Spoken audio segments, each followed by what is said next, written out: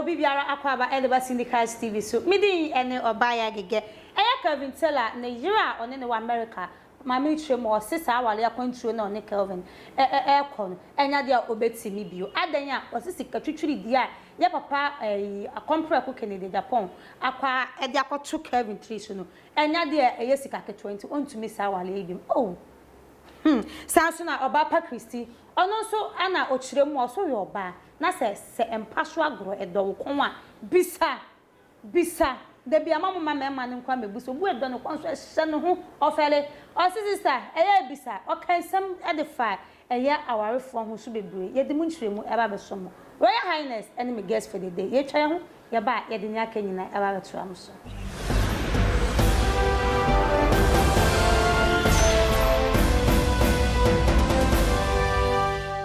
Abusia me kwaya masan so ababiem Kelvin Taylor na ere se ontumi enkwa sa awale we biem wajai adan ya papa onabo akompre kon Kennedy Japan sika no enye sika ketwa sika no mo se ye $9.5 million enye sika ba obroni ne mpo osi wontumi na Kelvin Taylor papa shading sanso no papa Christy osi ensam do can be kan ho power asem we ya oka se oyo oba edo ko abisa no enu achi no osan kan nsam ahohoro bi e de kan ho pay you na brabo mu nsam kakran so ebewom ye be mama ko he video na ba Royal Highness ana just say oyam guest for the day mama oba net sen me adu me ho ye pa na so enso me ho ye okala na me fo Africa we me ni bri abre move nene e me papa be da se family crazy na de say ya na ekọ na mpa na say o sha na say Africa we no koso Syndicate TV tia for mama yo ebusiafo and then thank God it's Friday. Today is Friday, you know what I'm saying? So wherever you are, no program in the Bible so don't hesitate to like, subscribe, comment and share to others so that they can also watch the program. Just as the way you like the program. Okay. Hey. Oba udi egane Manu muti so. Manu muti. And I the perfume rice. With the perfume rice. Brofuna be dwaro. Mama Kelvin Taylor na ire so ntumi enko we de sister Fiana Bonim. Are you ready? Oh. Oba ware mi ana. Obra kwentuo edenden. Woni be ko ana. Okay. We de also obra kwentuo no we si. Obwa oso ntimi biem. Adenye $9.5 million osahia enye sikaba. Oso ntimi ontumi pa na eyese oba oni be ma ho na ho kiraba ana asamaba wudwane agane sa yo me dan say me na gege inukroni nyame animnie awu say Kelvin Taylor nene ye bi ekoso ewo abrochira ka Ghana ha say ka IDP ne be dipa ya china da da odi bloggers atem odi friend say celebrities atem odi obia all angles na also kwasia ne aboa so wo nwene ho be makata che utimi di oba atam ka che na basa de esi ne hwene so te se wansa ye usa de te se wo de wo di ma atam a wo nwene ho osina na ba ne nice moko se high ho e ka se e chine say eni hwe so e chine me kan se se ne yiri so wo jana me fo so onya no be ma na no ye nye obi ana be Bema wuti wiase awano ya yede bia wudi matem. Na kam ene bi me ma kwada wo mu dia wasa. Wo ba mi defe. Kelvin Taylor told wo di obi atem sitre. Friend say ye president of the Republic of Ghana. Ya de nyina na na gufa do. No de ne ye de. O do kwada mfa ne bi na say do na ye. Enyo. Is it because of say you legalize freedom? It will be a timika de ope e fa no body free na why no wa wudi atem wa brochire no ura fi so figana na kwa brochire it one day we ba Ghana ugu so wudi atem have you forgotten yourself any day akianike we ba Ghana citizens kwa ye wo mo ho omukwa da nya eyi obra kwantu omo no ye wo mo ho no ne omukra no enye omuka wo nchi esa ba Ghana na ka pesa wo de wo hustle ya na wo de ko because we are children kwa yire mu enti no sometimes no eya na ye fasade we to ho kakra enyo so wo yire so ko file divorce eya because of say ebia na nyesika de kra but one day you know attempt the dear no super bi na dey no for all you know ni bi kwa na nya bonte kwa no bo be dia tina che se no no ba de kwa wodi na tam so ofi okay tina che se oba na nya sika na hwoma ne ntia eye ni ku no ni suba bone na hwedi na se meko enti no je say anya sakra o na na fo say sika niti anya sika ne kwa anya sika kwa o say charity begins at home atem didi na wodidi nkofo odi obusuafo atem wodi wira atem obia de wodi na atem no na wodi aba eye camera anim na wo say ba bedidi atem enti no o Calvin Teller no woti wo say wo hwe na omu onipa biara of the generation no enti anya Canada Japan anasa sabe president na obisa naturally no omu onipa biara wasase so it's not or send you no na debut sa wale kwa mu betre bedi kan atena ahwe mu ho steady mu ho ene ka ne empna twi okay na enti oba no we hu se ni kun no na no oya o se obo ene na wo ene ya owo ho kirem na wo ba bedwan eja no e ba ka se na mi kun wa no oye enti o se nipa sisa yen kan ko nipa sisa obo ho no ma onyenyenyenyenye but onya warepe wojai obi so on ma oye good pa wo de ka woni shele sasa ekim afa no yi de cry chipa we no de chira wo etin ebi kra na oba no kwa onim se sa na ote o ware ni wie ye no si gina ho twa me ena ohu se sa mi kunu umu nipa ene so umu ma umu nipa ese oba obema umu nipa se what ya say etin maybe de me kan se se na yiri se o jaina me say bema wa no yes meeting na ho ene 24 ko fam plan bi oba te say omu te say me ofu ba fo say bia na yire ne pa na bi on ne wo issues oba fa me wie no am say nti da wo yire ya usai say wo kasa kwa say wonye eti me am say me ya din na me ji wa boss no say me kra wonya me kra me ene ka wo yire kra to me control kra say me eti eyesuban abra ote ho na onware ye no na bro yesi aboa no da so ma ni sunko ena wo yini su pie so ni sunko etu onware ya ni suba net e wo sa net ye ena se wo ware su wie so a e wo sa na suba net ye etu bia na oba wo nyi suba ne dia chen from the beginning no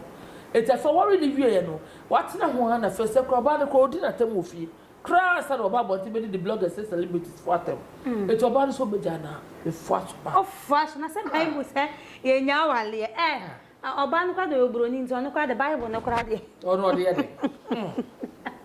na so file divorce ne keke na no na quarter sign na say Calvin Teller Oscar oba broni so Oscar Oscar ami ni wona wo ka mi nim say na obroni so Oscar ga na obroni to Oscar na de no be masika ye hurehuna amo mi nim say na opportunist ene member da bi on person di do ma potom no ebi no me hu ye yo bia Calvin Teller ye ameka se bia wa ye jia brosunti no chese omu ni pebia me hu ye bia wa ye o sire obi say obi friend say o based on views etil $2 $3 na e betu ato na account no anu no na wo so say the same thing na wo ye also views no say bia say wo ye politics na that o kwasa ma NDC for etil no NDC for nyina ka wo say you gain their attention omo nyina be show sa e friend say views na wo kan obi dey say $2 $3 wo kasa so Calvin no so say wo so the same views na odidi wo etu no ko to YouTube na say bia nkofo show ni ade a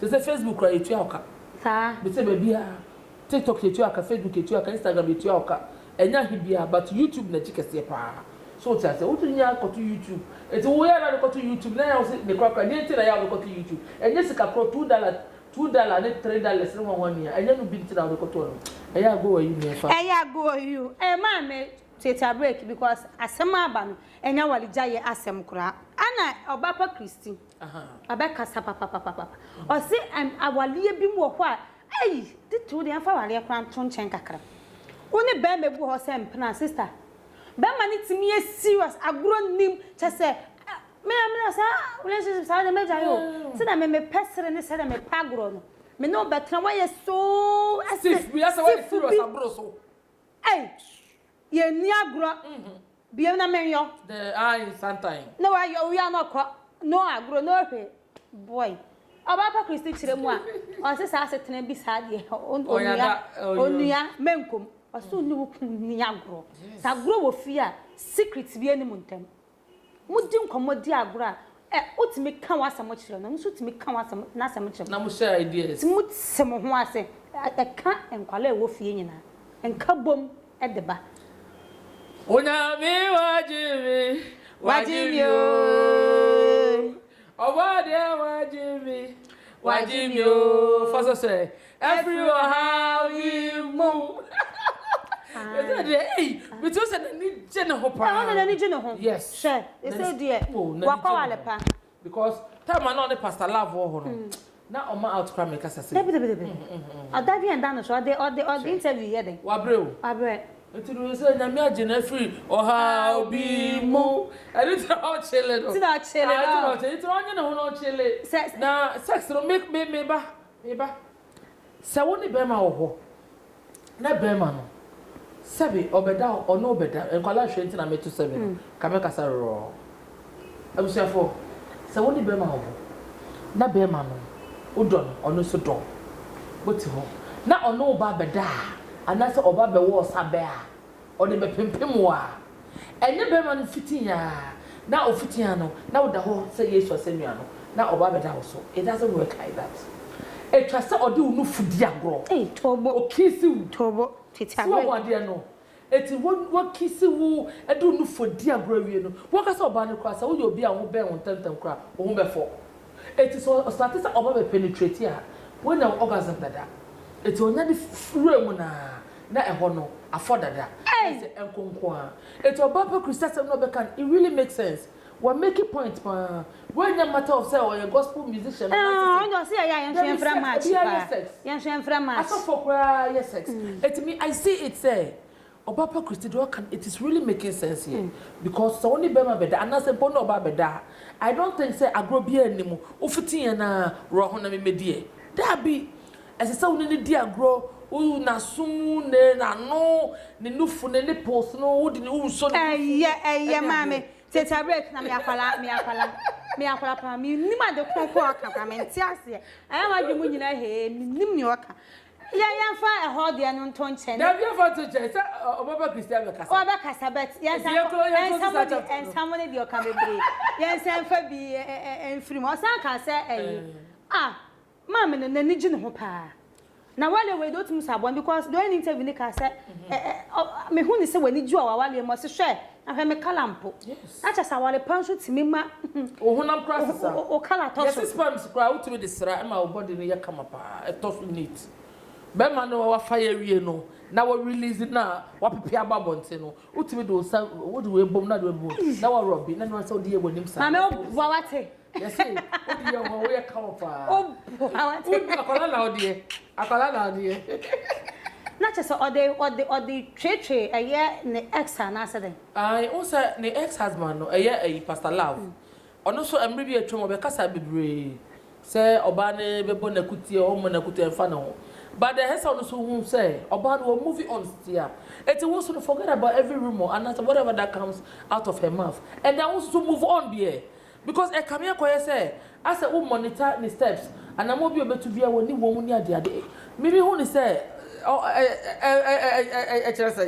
because osofo no wo ye ne nema bebre o soka oka say enema wo de ye no de wo papa ya wo ye no nkan na o fa ni figotamu na be wo horo no aye no kure eja papa christian kwa no first person a wo da gotamu obi afa na wo horo no aye ni yi eti me hu ni say pastor love baby I will be say wo yire no kwa na okoso the color be ye fe ne ho be ye fe ne no ye to na ni che ne ho ene me koyie man so smoothly eti no why don't you also move on say easy sa so to me obi ware no tra sakaka oba to me oba papa sa ware na why don't you also move on and get married to obi so then you can say oba Christy you can so oja ni kuna mari kuna be mo be man so nya oba o che Christy but up to now won ware ye Christine mom na aware ne wo ye fe che say wo da nema yama ne pa I say nema e konkan ma ne pa also awo emmenum 5 mema nko last month they were 8 months it's also still one very nice na do any interview ebusan say o man no ayire no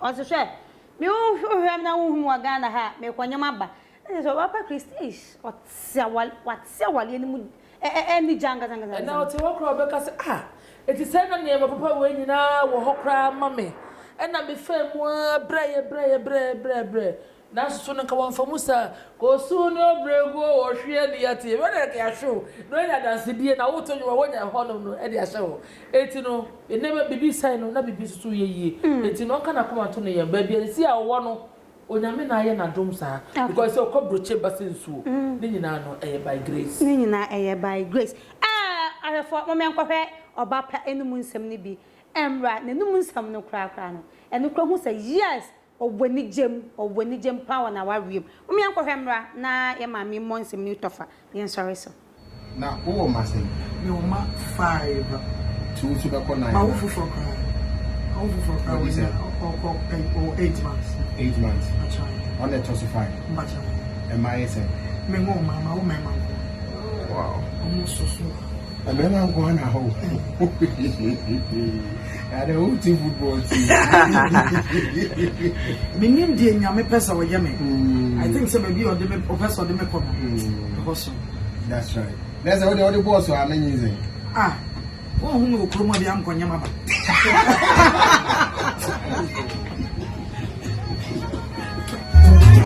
Maybe on person with your money, who can be fast one, who may feel. Yeah, and you couldn't be a broker. Okay. Like a new crew, you will be on man. You could count some cry, not a summer in your some kind or funny before. What is it? Me do, I'm afraid. Honey, Mario was one day. Oh, Manjarabi.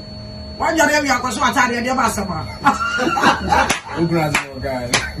No, me drown one and one and drown. And you make us what's a hole. And I'm Let me ask this and say, let's one more beso. Hey, my back for the son. You know, make your home beautiful. My city and bravo. What you say? That man won't quite, you know, time I will pass a woo enjoy and I will throw about. Oh, about the time I will pass a woo enjoy and I will be friend Emma. The patrol, I join in your back. Let it work because I'm not so work here and man was Sabefi. And my name, my papa Befi, because my many papa ni jia, bra. What do you upon them, dear man? Patrol, you have Martinica, come on, I will pay you. How much are you taking? What is it? The much I am taking. I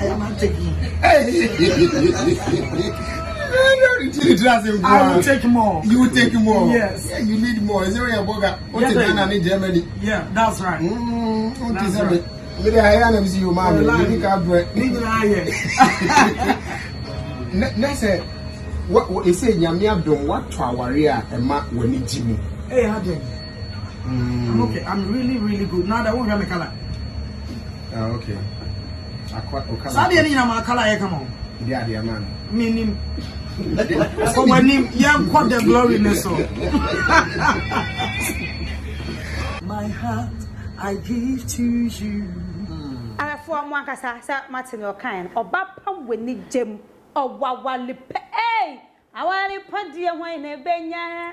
Mr. Cambio. When I come in, Mr. Cambio, and Christina, second. Mammy, one tough on you, sorry. No, Calvin Taylor wants you. Yesterday, Papa. Yesterday. Because I would own somebody. And yes, a friend saying, politicians who can't bash you. What's also bashi celebrities? Who bash a friend, music artists for. That's all be our angles. Or be our own function. Don't you think, sir? And Noyan is getting out of hands. I didn't think I won't talk was it. Now, wouldn't I say, now try something different. Or you might think, say, Ebia, and Noyan, and no one will sika, and the fetchful views. But no. And say reputation. What you have to do is say, and say we jai and now try before. Now shall say no so no a bit in your boy and a jai and well. A bianisa will so called Jaw. Or Baba Christie, maybe I will be a syndicash for a child more day pa. A dear pa, oh, a hunyapa, very necessary. It will return be a combat to piano. Take it in the sa. That's a dear sa. Then they are nana. And Obapa, I Yanko is straw, and new coon will be seen. And Memunum, who should jim, boa, where Mamma Pat because I bores again. I Memunum pa, who should jim say pan. Or sister, oh, you shall gun and you now. Or when your mother, not to himself, Bapa will be, and it is hard enough. They need to Angazangaza. Aye, Sassana, a young mammy, one who brony. obroni se wo ko jai uku na wo dia for better for worse no want ana kakre ya na wudwane afọ edu mesi I'm ready to oba gege enemy di Royal Highness ana je se oba come nsam ne na ebobo nsam chire adwen de fa ho je sam se be je type papa eno ene dwumeku a ebo mechidom na metimi di dwumedi e besum de bia afei ope se abo adwuma nso de romance a ekwanya no ho medam ase makram